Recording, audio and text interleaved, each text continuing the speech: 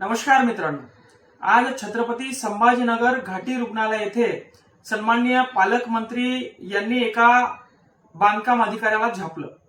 कारण असं होतं की 14 कोटी रुपयाची घाटीची दुरुस्तीची प्रमा 3 वर्षापूर्वी दिली होती, मात्र अजून देखील दुरुस्ती झाली नाही।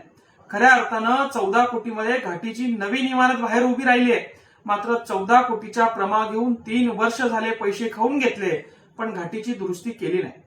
हे बांधकाम अधिकारी तेच आहे ज्यांनी आम्ही अटक असताना सीपी साहेबांना फोन करून सांगितला की यांच्यावर अजून काही गुन्हे दाखल करण्यात येते का बघा आणि यांना 14 दिवसाची न्यायालयीन कोठडी कशी येईल हे बघा। हे बांधकाम अधिकारी तेच आहे ज्यांच्या पत्नी विद्यमान आमदार आहे। हे बांधकाम अधिकारी तेच आहे ज्यांनी आपल्या शेतीतून समृद्धी महामार्ग जाणार आहे म्हणून 1500 कोटीची जमीन घेऊन ठेवली आहे आणि त्याचे 15,000 कोटी करण्याचा यांचा मनसूब आहे। मी सन्माननीय मुख्यमंत्री उपमुख्यमंत्री साहेबांना विनंती करतो की अशा भ्रष्ट अधिकाऱ्यांना सिस्टममध्ये ठेवल्याने यांनी लाखो करोडो कोटीचा भ्रष्टाचार केलेला असतो आणि हे भ्रष्ट अधिकारी मग खालच्या अधिकाऱ्यांना भ्रष्टाचार कसा करायचा हे शिकवत असतात। खऱ्या अर्थानं ही भ्रष्टाचाराला लागलेली कीड आहे। जे अधिकारी राजकारणामध्ये आहेत, जो अधिकारी सिस्टीम मध्ये आहे त्याच्या घरचे राजकारणामध्ये आहे आणि राजकारणाचा एक चाक आणि सिस्टीमचा एक चाक म्हणून दोघं मिळून हे भ्रष्टाचार करतात, अशी कुठतरी यांची सांगड असते।